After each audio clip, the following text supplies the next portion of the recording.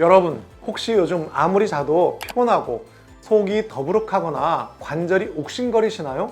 이런 증상은 어쩌면 단순히 피곤하거나 노화 때문이 아니라 우리 몸속에서 조용히 혈관과 장기를 파괴하고 있는 만성염증 때문일 수 있습니다.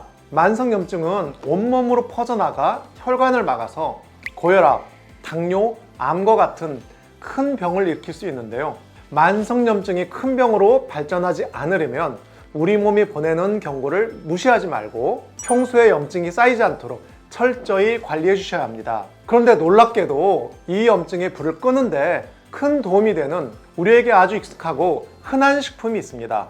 바로 토마토입니다. 토마토에는 몸에 좋은 비타민과 미네랄, 폴리페놀이 풍부하게 들어있는 데다 특히 라이코펜이라는 강력한 항산화 성분이 들어있어 만성염증을 줄이는데 큰 도움이 됩니다. 또 암세포 증식을 억제하고 심장병이나 당뇨 예방에도 도움을 준다고 알려져 있고요. 그런데 여러분, 똑같은 토마토라도 어떻게 먹느냐에 따라 효과가 천차만별이라는 사실 알고 계셨나요? 심지어 토마토를 잘못된 방식으로 먹으면 몸에 약이 되긴커녕 독이 될 수도 있는데요. 만약 그동안 토마토를 자주 먹었지만 효과는 딱히 모르겠다, 또는 토마토를 먹고 나서 오히려 불편감이 느껴졌다면 아마 토마토를 잘못 먹는 습관을 가지고 계셨을 가능성이 높습니다. 그래서 오늘 영상에서는 토마토를 독으로 만드는 잘못된 섭취법부터 토마토의 흥을 200% 즐길 수 있는 비법까지 총 정리해왔습니다. 끝까지 보시고 내가 그동안 토마토를 제대로 먹고 있었는지, 그리고 나에게 토마토가 맞는 음식인지 꼭 확인해 보세요. 안녕하세요, 체질 전문가 김경민입니다. 토마토의 효능을 반감시키는 잘못된 섭취법은 바로 토마토를 생으로만 먹는 겁니다. 사실 이건 아주 잘못됐다기보다는 아쉬운 섭취법에 가까운데요. 흔히 채소나 과일은 가열하면 영양소가 파괴되니까 날것으로 먹는 게 최고라고들 생각하시죠. 그런데 토마토는 조금 다릅니다. 토마토의 핵심 영양소인 라이코펜은 열을 가했을 때 오히려 활성도가 높아지고 흡수율도 올라가는 특성이 있습니다. 토마토를 생으로 먹으면 라이코펜 성분이 토마토 껍질이나 세포벽에 갇혀 있는데 열을 가하면 더 쉽게 우리 몸에 녹아 나오거든요. 실제로 생토마토보다 잘 익힌 토마토에서 라이코펜 농도가 3배, 4배나 증가한다는 연구 결과가 있습니다. 반면 토마토를 날로 먹으면 속이 약한 분들이나 위장이 약한 분들은 속쓰림이나 소화 불편을 겪을 수 있습니다. 실제로 저를 찾아오신 분들 중에 위장이 차고 약한 소민 체질인 50대 여성분이 계셨는데요. 이분이 위산역류와 속쓰림이 고민이셨는데 알고 보니 아침에 생토마토를 매일 드시는 게 문제였습니다. 그런데 제가 토마토를 익혀서 드시라고 말씀드리니까 생으로 먹어야 비타민이 파괴되지 않으니까 더 좋은 거 아닌가요? 하고 물으시더라고요. 비타민C를 생각하면 맞는 말씀입니다. 토마토를 익히면 비타민C 같은 일부 수용성 비타민이 일부 파괴될 수 있어요. 하지만 토마토의 핵심 성분, 그러니까 우리가 토마토를 먹는 이유는 사실 비타민C가 아니라 라이코펜이거든요. 토마토에서 가장 강력한 항염, 항암 효과를 볼 수 있는 성분이 바로 라이코펜인 만큼 라이코펜을 제대로 섭취하려면 토마토를 익혀 먹어서 얻는 이득이 훨씬 크다고 볼 수 있습니다. 그래서 오늘부터 토마토는 가급적 열을 가해서 조리해 드시는 걸 추천해 드립니다. 근데 어떻게 익혀 먹어야 가장 맛있고 간편하고 또 건강하게 먹을 수 있을지 궁금하시죠? 제가 평소에도 자주 먹을 수 있고 환자분들께도 추천드리는 토마토 레시피를 알려드리겠습니다. 바로 토마토 주스인데요. 일반적으로 생토마토를 그냥 갈아서 주스로 드시는 분들이 많지만 앞서 말씀드렸다시피 토마토에 열을 가하지 않으면 라이코펜 흡수율이 낮은 건 변함이 없습니다. 갈아서 먹는다 해도 위가 약한 분들에게는 여전히 부담이 될 수 있고요. 그래서 앞으로 토마토 주스는 토마토를 살짝 쪄서 만들어 보세요. 방법은 아주 간단합니다.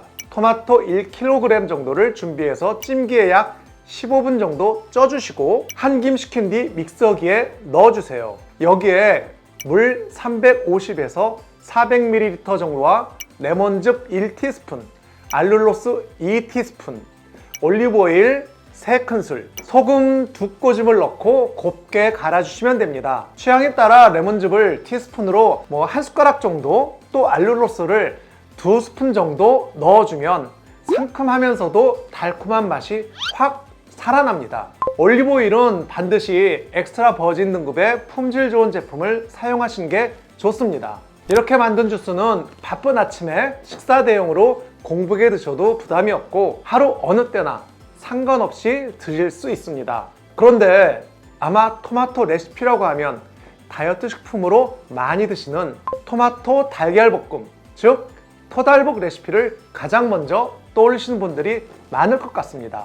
토마토 달걀볶음은 원래 중국 가정식인데 저칼로리에 맛도 좋아서 한국에서도 다이어트 식단으로 인기가 아주 많은 메뉴죠. 심지어 만드는 방법도 정말 간단하고요. 그런데 사실 한의학이 사상체질적 관점에서 토마토 달걀볶음은 선뜻 추천할 수 있는 메뉴는 아닙니다. 토마토 달걀볶음은 다이어트적으로는 긍정적인 효능이 있지만 재료끼리 궁합이 아주 잘 맞는 식품은 아니거든요. 토마토는 찬 성질을 가진 음식이라 몸에 열이 많은 분들을 위한 음식이고요. 달걀은 열성식품이라 몸이 찬 분들에게 잘 맞는 음식입니다. 일반적으로는 이렇게 찬 성질을 가진 식품과 열성식품을 섞어서 조리해서 속이 찬 사람과 열이 있는 사람 모두 같이 먹을 수 있도록 조리하는 게 좋기는 합니다만 굳이 서로 안 맞는 음식을 같이 먹을 필요는 없다고 생각합니다. 건강한 사람이라면 이렇게 먹어도 몸에 무리가 없지만 이미 몸에 질병이 있거나 노화로 소화 능력이 약하면 체질에 안 맞는 음식을 먹었을 때 몸이 과민하게 반응할 수 있습니다. 아마 토마토 달걀볶음을 드시고 소화가 잘 안 되시거나 배가 아프신 분들이 꽤 계셨을 겁니다. 이게 토마토나 달걀에 문제가 있다기보다는 현재 내 몸 상태나 체질에 맞지 않기 때문입니다. 그래서 장기적으로 복용할 음식을 찾는다면 체질에 맞는 재료들로 구성된 음식을 먹는 게 몸에 더 유익합니다. 예를 들어서 토마토 달걀을 곁들이는 대신 서양인에게 잘 맞는 음식인 가지, 브로콜리, 샐러리를 먹는 게 훨씬 이득인 거죠. 그래서 제가 추천드리는 레시피는 토마토 주스입니다. 손쉽고 부담 없이 만들 수 있으면서도 토마토의 영양을 가장 효율적으로 흡수할 수 있는 방법입니다. 꾸준히 드셔보시면 몸에 흡수되는 영양이 다르다는 걸 확실히 느끼실 수 있을 겁니다. 그런데 여기까지 보시다 보면 아마 이런 의문이 드실 거예요. 토마토는 크기부터 맛까지 종류가 참 많은데 어떤 토마토가 가장 몸에 좋을까요?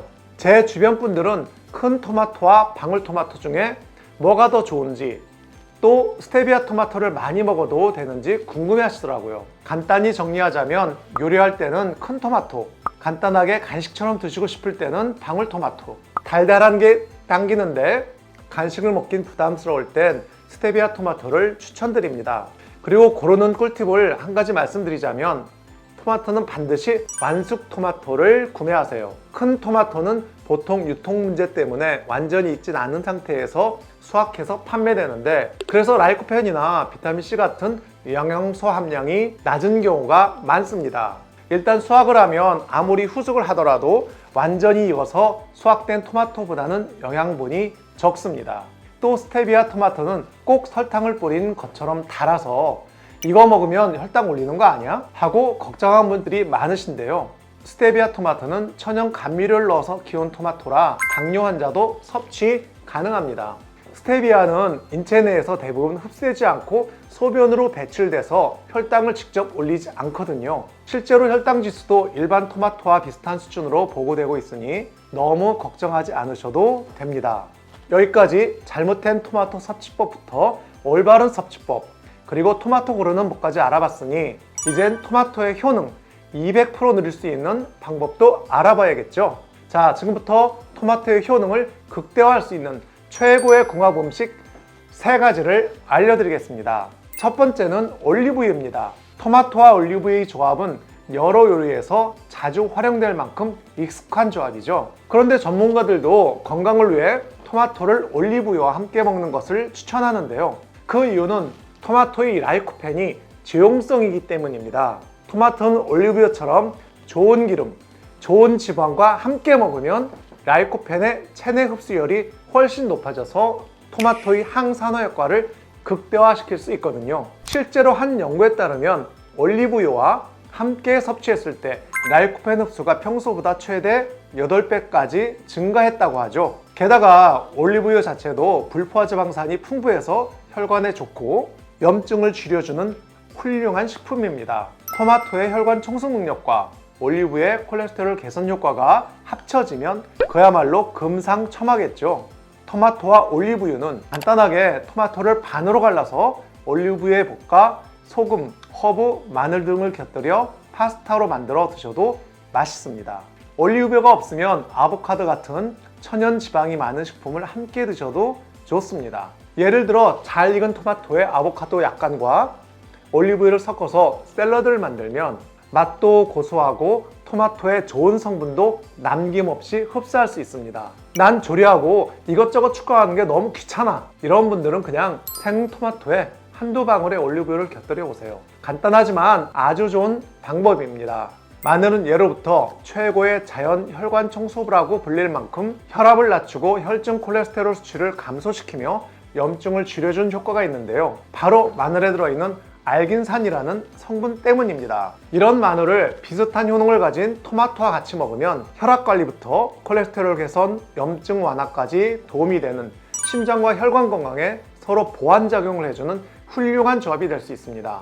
실제로 유럽 지중해 식단을 보면 토마토 소스 요리에 마늘과 올리브유가 빠지지 않고 들어갑니다. 맛을 위해서일 뿐만 아니라 이런 건강상의 이유도 있는 거죠. 간단한 활용법을 알려드리면 마늘과 토마토는 파스타형 토마토 소스로 만들어 드시는 게 가장 간편하고 맛도 좋습니다. 올리브유에 마늘을 먼저 볶아 향을 낸 후 썰어둔 토마토를 넣고 함께 졸이면 당분이나 나트륨을 적으면서 감칠맛 좋은 근사한 수제 토마토 소스가 됩니다.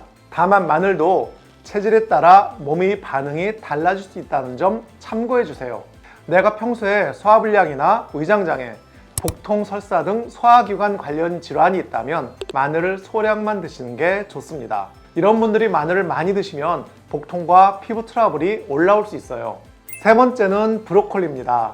브로콜리는 대표적인 항암 채소로 유명하죠. 그런데 토마토와 브로콜리를 함께 먹으면 그 효과가 극대화된다는 흥미로운 연구들이 있습니다. 미국 일리노이 대학교 연구팀이 전리사만 실험을 진행하며 발표한 내용인데요.